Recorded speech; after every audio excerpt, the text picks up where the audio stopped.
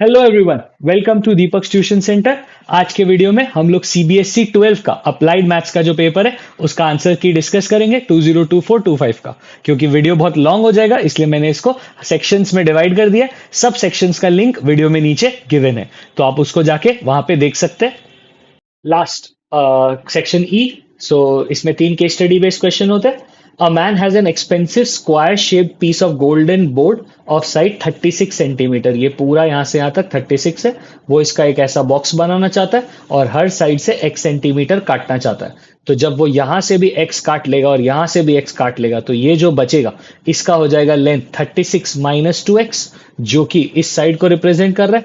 36 minus 2x, 36 minus 2x। सो सबसे पहला हमसे सवाल पूछा एक्सप्रेशन ऑफ वॉल्यूम। तो v is equals to 36 minus 2x into 36 minus 2x into x, length into breadth into height. तो ये हमारा फॉर्मूला हो जाएगा। इसको एक्सपैंड करेंगे, नोटिस करो ये a माइनस बी का होल स्क्वायर है।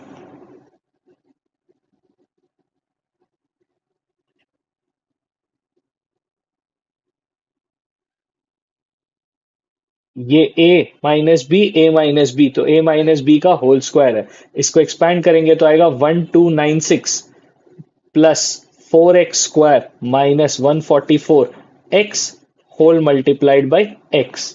तो ये हो जाएगा 4x³ minus 144x² plus 1296x। इसको यहां पे भी छोड़ने से मार्क्स मिल जाएगा, लेकिन आगे में तुमको कैलकुलेशंस करना ही है तो फिर यही कर लेते हैं।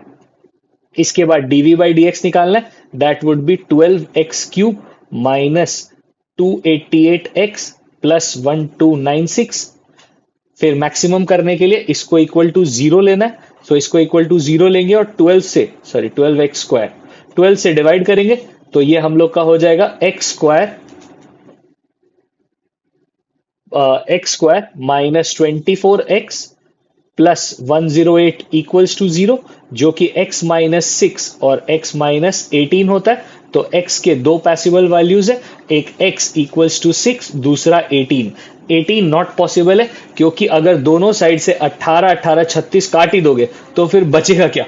तो इफेक्टिवली सब गायब हो जाएगा। तो इसीलिए 18 पॉसिबल नहीं है, 6 पे ही होना चाहिए। लेकिन वो हम लोग को करके दिखाना पड़ेगा क्योंकि वॉल्यूम मैक्सिमम भी बोला है। तो उसके लिए हम लोग निकालते हैं d2v by D x square, जो कि आएगा हमारा 12x² का हो जाएगा 24x और माइनस 288। इस पे जब हम लोग x इक्वल्स टू 6 पुट करेंगे तो 24 into 6 144 minus 288 which is minus 144 which is less than 0। तो पार्ट 1 में बोलेंगे therefore the volume will be maximum at x equals to 6 units. अगर किसी ने पार्ट 2 अटेम्प्ट किया, मतलब 3 का वाला सेकंड वाला, तो फिर उसको पहले ऑब्वियसली मैक्सिमम तो प्रूव करना ही पड़ेगा और फिर मैक्सिमम वॉल्यूम निकालेगा। तो ये मोस्टली कोई ही नहीं किया होगा, बट अगर फिर भी किसी का इच्छा हुआ है तो मैक्सिमम वॉल्यूम जो है वो इस इक्वेशन में 6 पुट करके आएगा। तो 36 माइनस 6 टू 12, तो 36 माइनस 12 इज 24 इंटू 24 इंटू 6, जिसका मल्टीप्लाई करेंगे तो 3456 सेंटीमीटर स्क्वायर। बट अगेन ये थोड़ा पॉइंटलेस ही है। जब मेरा सिर्फ वॉल्यूम का वैल्यू निकाल, मतलब एक्स का वैल्यू निकालने से काम हो गया तो मैं मैक्सिमम वॉल्यूम पे क्यों ही जाऊंगा। टू फैक्ट्रीज है लोकेटेड, ट्रांसपोर्टेशन प्रॉब्लम है। डायग्राम भी बढ़िया से बना के दिया है। हमको सवाल पूछा है in terms of x and why how many units of commodity P से डिपो सी तक जाएगा। पी से डिपो सी तक, पी के पास 9 यूनिट्स है जिसमें से एक्स और वाई वो दे चुका है। तो 9 माइनस एक्स माइनस वाई, ये पी से एक्स के पास जाएगा। ये तो बहुत इजी सवाल था। इसके बाद पूछा है हमसे कौन सा क्यू से ए बी सी तीनों को कितना जाएगा। क्यू से ए को जाएगा, ए को 4 चाहिए, एक्स ये दे चुका है तो 4 माइनस एक्स, बी को 4 माइनस वाई और सी को 6 minus 9 minus X minus Y, जिसको सॉल्व करेंगे तो एक्स प्लस वाई माइनस 3 आएगा।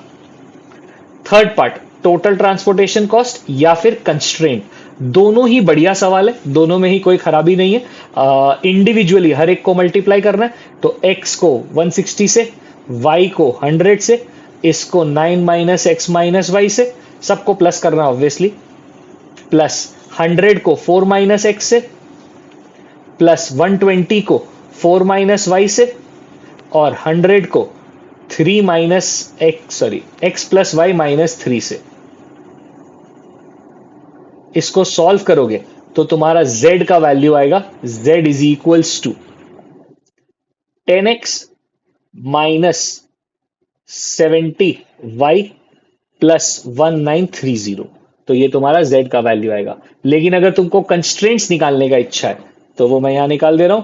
x greater than equal to 0, ये 0 होना चाहिए, 0 से बड़ा। y greater than equal to 0, ये भी 0 से बड़ा होना चाहिए। इसका मतलब 9 is less than 9 is greater than equal to x plus Y, ये भी 0 से बड़ा होना चाहिए, मतलब 4 is greater than equal to x, ये भी 0 से बड़ा होना चाहिए, इसका मतलब 4 is greater than equal to y, और ये भी 0 से बड़ा होना चाहिए, इसका मतलब x plus Y is greater than equal to 3। Personally अगर मेरे से इन दोनों में सवाल आता तो मैं तो पार्ट 2 ही चूज करता, बिकॉज वो मच इजियर है। बट अगर किसी ने पार्ट 1 भी किया है तो थोड़ा सा कैलकुलेशन है, काम तो हो ही जाएगा। Ramesh borrowed a home loan amount 7 lakh रुपए का from a bank at an interest 12% per annum for 30 years, और उसको मंथली इंस्टॉलमेंट्स देना है। Write the formula calculating EMI. EMI का फॉर्मूला होता है P by 1 minus 1 plus I whole to the power minus N.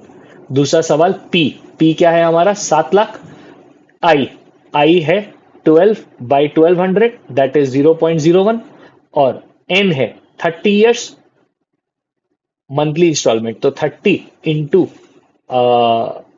12 that is 360। सो ये हमारा installments आ गया।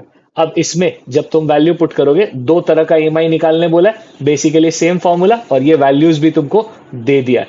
तो सिंपली तुमको ईएमआई जब निकालना है तो आएगा 7 lakh into 0.01 divided by 1 minus, ये जो है ये यही है जिसका वैल्यू यही है, तो सीधा इसको पुट कर देते हैं 0.027816668।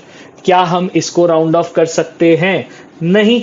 अगर उसको राउंड ऑफ करके ही देना होता तो वो पहले ही तुमको राउंड ऑफ करके दे देता।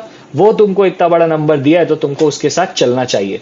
सो ऊपर में आएगा 7000 डिवाइडेड बाई डिनोमिनेटर में आएगा तुम्हारा 0.972183332, और इसको फिर तुमको डिवाइड करना है। ऑब्वियसली थोड़ा सा ज्यादा टाइम लगेगा, जिसका वैल्यू आएगा ₹7200.29।